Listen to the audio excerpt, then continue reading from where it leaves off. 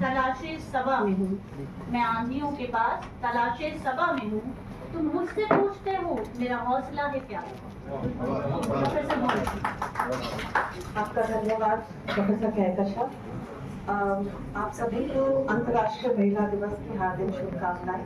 सबसे पहले मैं प्रोफेसर हेमलता जी का और प्रोफेसर नीरज जी का धन्यवाद करना चाहूँगी। शुक्रिया इस मंच पर आपने मुझे आमंत्रित किया अपने विचार रखने के लिए।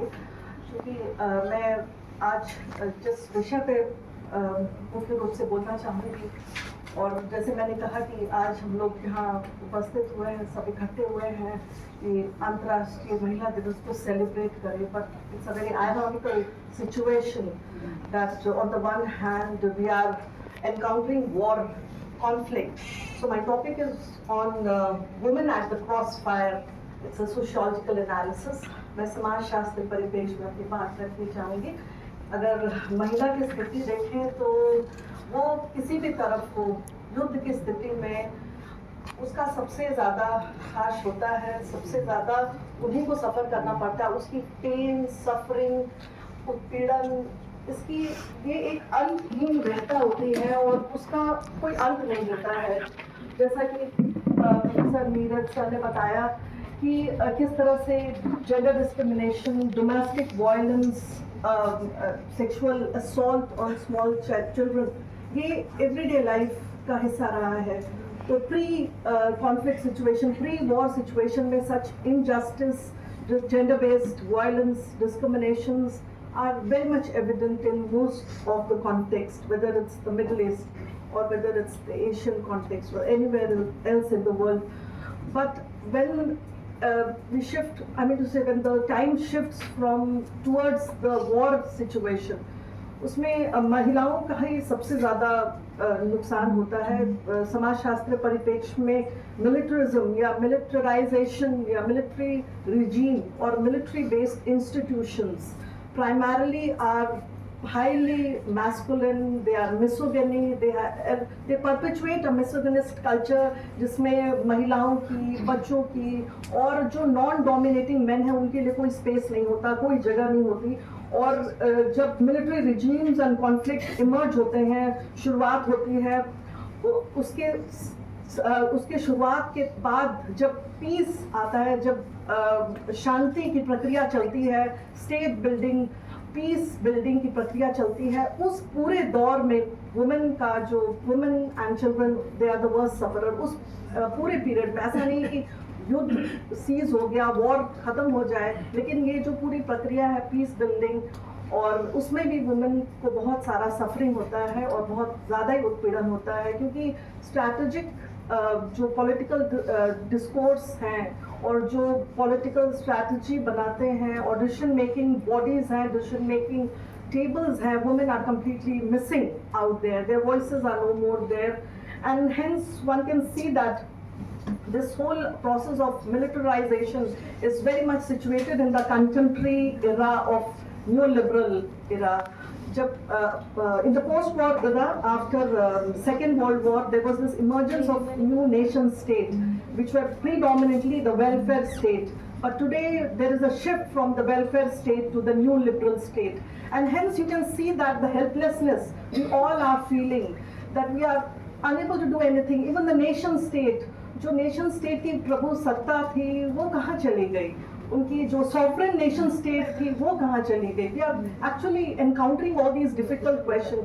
क्या bilateral negotiation, diplomatic bilateral talks have completely ceased if the nation states are withered? No, nation states have not withered, but in fact, if one look at the globalization process, which started with the economic reforms, it was basically the nation state which have felicitated this whole process of neoliberal regime, the process of globalization, the process of privatization, the process of liberalization, and hence you see that when we are looking at war situation, again the helplessness is more over here because now we have moved towards late capitalism. जैसे कि आपने भी बताया जब British European colonialism की शुरुआत हुई थी, that was basically started with the Eurocentric mindset which was embedded in a bourgeois context, bourgeois society जहाँ पे early capitalism को expand किया गया, नए बाजारों की खोज की गई, which was again based on loot and plunder. But again in the new neoliberal era when we have now living in the late capitalism, again the same type of loot and plunder are everyday reality. And one can see that war has become a global agenda. So now more and more, I mean to say, now it's the power dynamics has shifted towards the secure. If one looks at the security sector, and security again is a very, it's like almost like an oxymoron. And I would like to bring Ulrich Beck's whole concept of risk society. Modern world में risk का बहुत important वर्चस्व होता है और हर कोई risk में है. ऐसा नहीं कि किसी लोकल लेवल पे कोई वॉर हो रहा है, जैसे अभी मिडिल ईस्ट में युद्ध महायुद्ध चल रहा है, तो उसका इम्पैक्ट हम सबके ऊपर आ रहा है और आ जाएगा धीरे धीरे किसी भी रूप में. So the local is connected with the regional is connected with national, and the national is connected with global. So in that particular scenario, one can see that how the corporate sector, the corporate giant, which are multinational, which are transnational, which cut across different powerful regime, the powerful power regimes, they are at the play, and hence the whole the sovereignty of the nation state has completely been it has diluted in so many different forms, and eventually the war-like situation lead to complete oppression and utmost crisis to women's life. The life get disrupted. First and foremost thing, the basic necessities होती है, जैसे भोजन पानी, वो सबसे पहले खत्म हो जाता है. But again if one looks at the traditional division of labor, it's women's role to provide for the household, to get water, to fetch water, to get provisions, to get services like healthcare services. अगर बच्चे बीमार हैं तो दवाइयाँ लाना, ये अधिकतर women के purview में ही आता है, despite the fact that we talk about head of a household as male members. But in the crisis situation, one can see that it's the woman, and again in crisis situation those services are not there. So again the role of a woman as a carer, as a provider got completely tarnished, and the survival is at stake. So now coming to ये जो हमारा theme है, title है बढ़ती चुनौतियाँ. अब किधर, what is the way forward? Because if one looks at women के जो experiences है, lived experience regarding war, regarding conflict, whether it's the conflict in Northeast Manipur or in Kashmir or in the Central India Adivasi region when the Naxal conflict is going on, very few documentation of their lived experience have been done. So that is again a challenge when we talk about स्त्री चिंतन and लेखन कि वो किस तरह से, because she is struggling with her survival is at stake.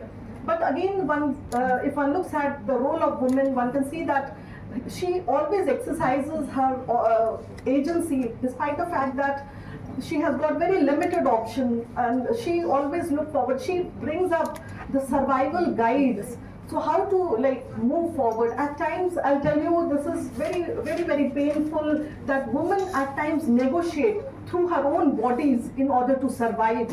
Not only the survival of her own self, but those who are dependent on her, whether the male or the children, whosoever are dependent on her. So and when she is negotiating, this whole aspect is so very stigmatized that again she is broken into multiple forms. बढ़ती चुनौतियाँ, yes, again the intervention made by the peacekeeping processes, peace and reconciliations are very, very vital. So the women's movement, जो नारीवाद के आंदोलन है, उन्होंने कई तरह के इंटरवेंशंस किए हुए हैं. बट अभी इस पर्टिकुलर दौर में जब हम न्यू लिबरल इरा में हैं और जब लेट कैपिटलिज्म पूरी तरह से इमर्ज होके, स्ट्रेंथन होके हमारे सामने खड़ा हुआ है, तो नारीवाद के आंदोलन की बहुत बड़ी चुनौती है कि वो किस तरह से अपने एक्टिविज्म को बढ़ाएं, किस ओर जाएं. You can not actually approach a nation state So now, like, one has to have networking at the global realm, at the multinational level, which require a lot more power, lot more resources. But again, if one looks at the actual social reality of not only women, the ordinary women, but also women in the feminist movement, again, there was so much of backlash to the feminist movement. You all are aware, if one looks at the actual social reality as well as the new social media in the real world and also in the virtual world. So in that way ये बहुत बड़ी चुनौती है कि वो किस तरह से इन मल्टीनेशनल कॉर्पोरेट्स, इन मल्टीनेशनल जायंट्स के जो बढ़ते तनाव और जो युद्ध की स्थिति पैदा करने वाली है, उनको किस तरीके से इंटरवीन करें so that peace can prevail, so that reconciliation happens and community can peacefully reconcile and stay together. एक समाज शास्त्रीय परिप्रेक्ष्य में अगर देखा जाए तो पूरे वर्ल्ड का सोशल कॉन्टेक्स्ट है वो बहुत महत्वपूर्ण है. जब हम जेंडर की बात करते हैं, लैंगिक एस्पेक्ट की बात करते हैं, तो this is not about any particular gender category like male और फीमेल और trans. It's about the social structure. Gender is predominantly the social structure, the larger social arrangement.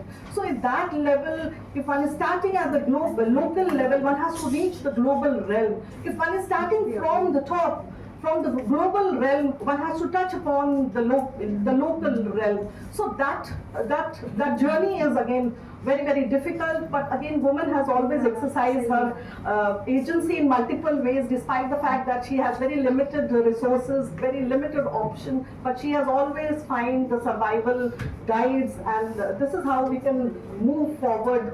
And predominantly, like, again, the market, the capitalist market has expanded at the global realm.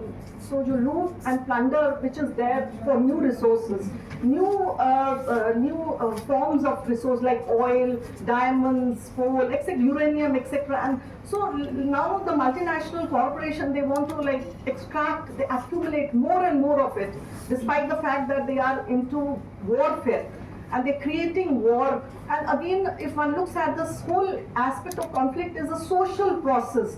And ironically, the nation states are there, the global forces are there, the security sectors are there, even ironically the civil society organization, they are also party to it. And now there is a whole process of production of violence. There is a production of violence and there is a counter production of violence. So this is again a lot more challenge in front of the woman. I mean, so people, when one looks at the human right aspect in humanity and in general and women in particular, जैसा कि professor Kahkashan ने बताया कि हमारा area of interest Adivasi women पे भी है. मैं खुद भी एक मुंडा कम्युनिटी को बिलोंग करती हूँ. तो अगर आप आदिवासी लेखन जैसे आप सब लिटरेचर के विभाग से बिलोंग करते हैं, तो आप लोगों ने आदिवासी महिला के लेखन को अगर देखा होगा तो ये बेसिकली आदिवासी जो ट्राइबल फिलॉसफी है उसको इंगित करता है. और ये जल जंगल जमीन जो आदिवासी आंदोलन का एक अंडरलाइन करंट है उसको रिफ्लेक्ट करता है कई तरीके से. अगर निर्मला पुतुल के कविताओं को देखें, जसिंता केरकेटा की कविताओं को देखें, तो ये चिंता, ये जो व्यथा है वो कई रूपों में सामने आ जाती है. अपने छोटे छोटे शब्दों से वो कई बड़ी बड़ी चुनौतियों के बारे में बताती हैं और उसको कैसे ओवरकम करें उसके बारे में भी. So tribal philosophy primarily treats not only the other human being as something like equal, but also treats nature and the components of nature like trees, plants, mountains, river valleys, the water bodies, etc. as equivalent. So there is like एक समानता का पूरा philosophy है आदिवासी समाज के, आदिवासी चिंतन में.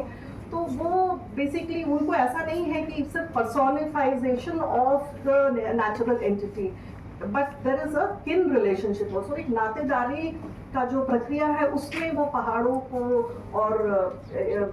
को, झरनों को, नदियों को, सबको लेकर आती है. और किस तरीके से ये डिमिनिश हो रहे हैं along with the process of development in the Adivasi context in South Asia and India and other part of the world, in mainly for the indigenous community, जो उनके जो जल जंगल जमीन थे वो आज पूरी तरह से like खतरे में हैं. और मैं जसिंता केरकेटा की एक पोइट्री, वैसे तो आप लोग जानते ही हैं, but still I would like to read out. This is again very interesting because I talked about late capitalism. And in late capitalism, the market has expanded at the global realm.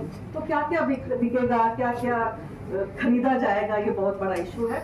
उनकी जसिंता केरकेटा एक आदिवासी कवयित्री है और उनका ये कविता है नदी पहाड़ और बाजार। गांव में वो दिन था इतवार, मैं नन्ही पीढ़ी का हाथ थाम निकल गई बाजार। सूखे दरख्तों के बीच देख एक पतली पगडंडी, मैंने नन्ही पीढ़ी से कहा देखो यही थी कभी गाँव की नदी, आगे देख जमीन पर बड़ी सी दरार, मैंने कहा इसी में समा गए सारे पहाड़। अचानक सहम के लिपट गई मुझसे, सामने दूर तक फैला था भयावह कब्रिस्तान, मैंने कहा देख रही हो इसे, यही थे कभी हमारे पूर्वजों के खलिहान। नन्ही पीढ़ी दौड़ी, हम आ गए बाजार, क्या क्या लेना है पूछने लगा दुकानदार। भैया थोड़ी बारिश, थोड़ी गीली मिट्टी, एक बोतल नदी, वो डिब्बाबंद पहाड़, उधर दीवार पर टंगी एक प्राकृति भी दे दो। और ये बारिश इतनी महंगी क्यों? दुकानदार बोला ये नमी यहाँ की नहीं, दूसरे ग्रह से आई है, मंदी है, छटाक भर मंगाई है। आप सबका बहुत बहुत धन्यवाद।